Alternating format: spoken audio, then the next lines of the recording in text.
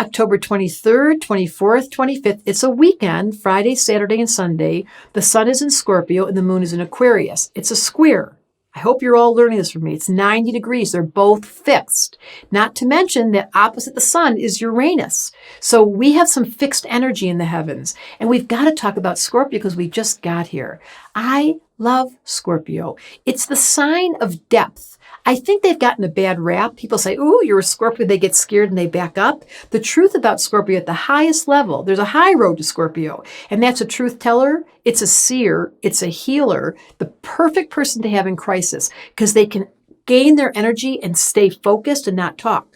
The downside of Scorpio is they're tense, they're nervous, and they strike. And they're mean. And they didn't mean to say what they said, but it was too late after they said it. So the high road is the containment of power because they're wise enough to know they're healers. The low road is emotional wounding from their childhood that never got healed. They didn't do the therapy, and they've got that edgy meanness. Now, you add moon in Aquarius to the Scorpio, thank God you've got some detachment. So there's some good energy here to give you the objectivity this weekend to ask yourself, while Scorpio comes around and there's a lot of tension in the heavens, can I figure out what's bugging me?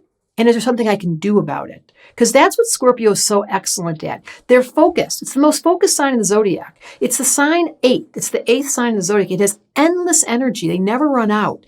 And if they're focused on something positive, which is not always their tendency, they can get something done. And the moon in Aquarius says, I'm going to study astrology. I'm going to take this weekend and I'm going to turn on, have you seen my library yet? The Star Community Library. You can dive in on a weekend like this with the moon in Aquarius into the astrology. We have a resource, an archive, and study your chart with the question, why am I frustrated and what can I do about it? And that's the high road of Scorpio.